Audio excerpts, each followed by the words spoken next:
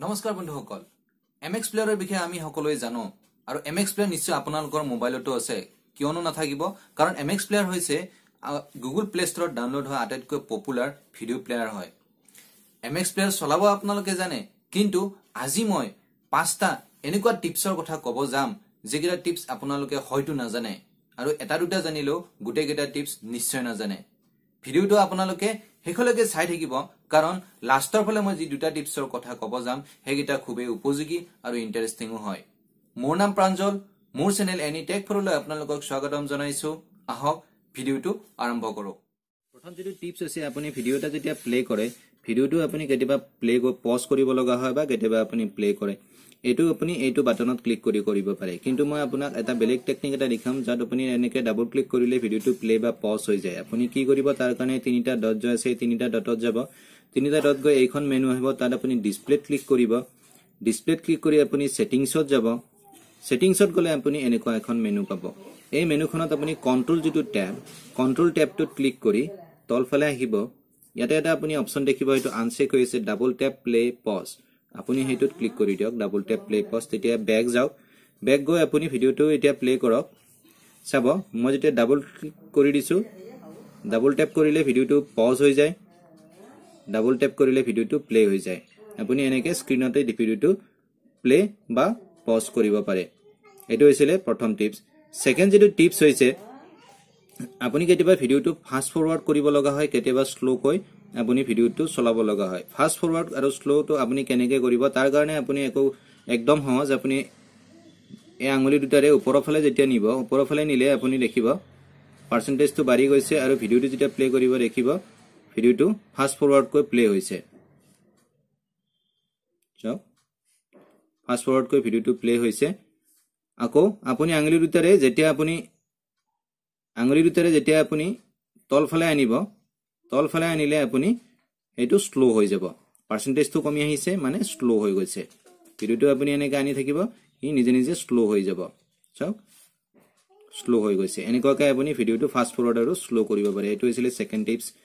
third যেটো tips হৈছে third টিপছটোত আপুনি ভিডিওটো যেতিয়া আপুনি ভিডিও এটা সৰু লৰা ছোৱালীক দিয়ে তেতিয়া আপুনি এনেকৈ লক কৰি দিয়ে কাৰণ যাতে হি বেলেগ ফিচাৰ্ছ আৰু খুলি চাব নোৱাৰে কিন্তু এই লক বাটনটো যেতিয়া ক্লিক হৈ যায় হি নিজে নিজে ভিডিওটো আনলক হৈ যায় আজি আপোনাক বেলেগ এটা মই লক ফিচাৰ্ছ ক'ব যাম যদি আপুনি এনেকুৱা ধৰণৰ প্ৰবলেম নাপায় তাৰ কাৰণে আকৌ আপুনি এই তিনিটা ডটত যাব তিনিটা ডটত গৈ ডিসপ্লে অপচনত যাব ডিসপ্লেত গৈ আপুনি যাব সেটিংছত গৈ আপুনি এনেকুৱা এখন মেনু পাব তাত আপুনি কন্ট্ৰোলত গৈ ইয়াতে চাব লক মোড আপুনি ইয়াতে কি হৈছে লক বুলি বাই ডিফল্ট সিলেক্ট হৈছে আপুনি ইয়াতে লক ক্লিক কৰক তিনিটা অপচন আহিব লক কিডছ লক প্লাস টাচ এফেক্টস আপুনি কিডছ লক প্লাস টাচ এফেক্টছত ক্লিক কৰক ব্যাক কৰক এটা লক কৰি দিয়ক এতিয়া চাব ভিডিওটো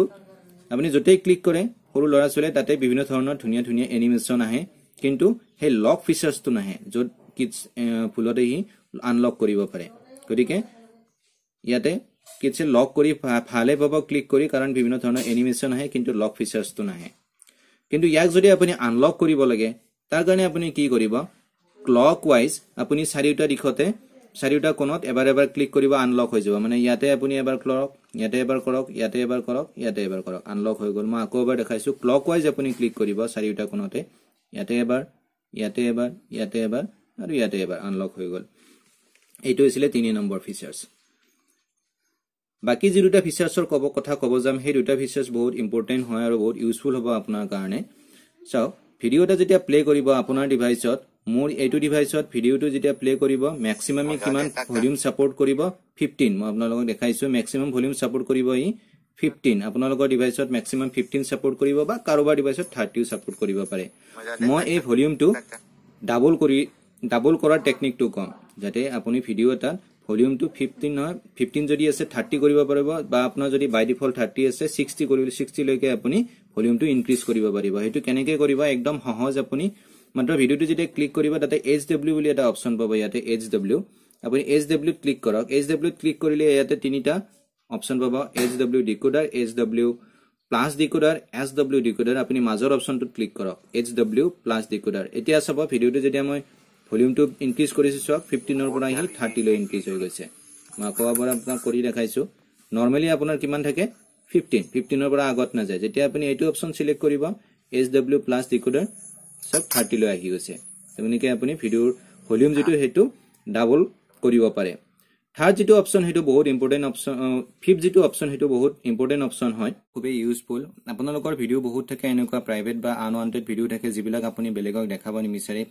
এনেকুৱা ভিডিও আপুনি MX প্লেয়াৰতে হাইড কৰিব পাৰে কেনেকৈ হাইড কৰিব মই দেখাই আছো ধৰক এই ইয়াতে দুটা ভিডিও আছে ইয়াতে যিকোনো এটা ভিডিও মই হাইড কৰিব বিচাৰো তাৰ কাৰণে আপুনি কি কৰিব ভিডিওটোত অকনমান লং প্ৰেছ কৰিব লং প্ৰেছ কৰিলে এনেকুৱা এখন মেনু আহিব তলফালে যাব তলফালে গৈ আপুনি ইয়াতে কলমৰ সাইন এটা দেখিব কলমৰ সাইনটোত ক্লিক কৰিব ইয়াতে অপচন এটা আহিব ৰিনেম টু আপুনি ৰিনেম কৰিব নালাগে মাত্ৰ ফাইলটোৰ একদম বিগিনিংত যাব বিগিনিংত গৈ একেবাৰে বিগিনিংত যাব বিগিনিংত গৈ তাতে ডট সাইন এটা দিব ফাইলটোৰ একেবাৰে বিগিনিংত গৈ ডট সাইন এটা দিব ডট সাইনটো আৰু ফাইলটোৰ মাজত যাতে স্পেস একো নাথাকে ফাইলটোৰ একদম বিগিনিংৰ আখৰটোৰ সন্মুখতে ডট সাইনটো দিব ডট সাইনটো দি ওকে প্ৰেছ কৰিব সব ফাইলটো হাইড হৈ গল এনেকুৱাকৈ আপুনি ফাইল এটা হাইড কৰিব পাৰে এতিয়া কথা হল আপুনি যদি ফাইলটো আকো বিচাৰে আকো যদি ফাইলটো আনহাইড কৰিব বিচাৰে বা আপুনি চাব বিচাৰে তেতিয়া আপুনি কি কৰিব আপুনি টেনচন লব নালাগে জাস্ট ব্যাক কৰিব MX প্লেয়াৰৰ মেইন মেনুখনত আহিব আহি আকো এই ডট সাইন তিনিটা যে দেখিছে এই তিনিটা ডট সাইনত ক্লিক কৰি সেটিংছত যাব সেটিংছত গলে আপুনি এনেকুৱা এখন মেনু দেখিব ইয়াতে আপুনি যেটো প্ৰথম অপচন লিষ্ট এই যেটো লিষ্ট প্ৰথম অপচন এই লিষ্টত ক্লিক কৰিব লিষ্টত ক্লিক কৰি আপুনি একদম তলৰ ফালে আহিব তলৰ ফালে আহিলে ইয়াতে এটা অপচন দেখিব শো হিডেন ফাইলছ এণ্ড ফোল্ডাৰ্ছ ইয়াতে আপুনি এবাৰ ক্লিক কৰি দিয়ক ক্লিক কৰি ব্যাক কৰক ব্যাক কৰি আপুনি ভিডিওটো পাই যাব সব ভিডিওটো আহি গৈছে আকৌ এনেকুৱাকৈ যদি কিবা কাৰণত নাহে আপুনি কি কৰিব মেইন মেনুখনত সেই অপচনটো ক্লিক কৰাৰ পিছত এবাৰ ৰিফ্ৰেশ বাটনটো ক্লিক কৰিব এটো যেটো ৰিফ্ৰেশ বাটনটো ক্লিক কৰিব তেতিয়া আপোনাৰ যেটো হিডেন ফাইল হেতু আকৌ আহি যাব এইগিটা আছিল পাঁচটা টিপস আশা কৰো আপোনালোকে টিপস গিটা ভাল পাইছে আৰু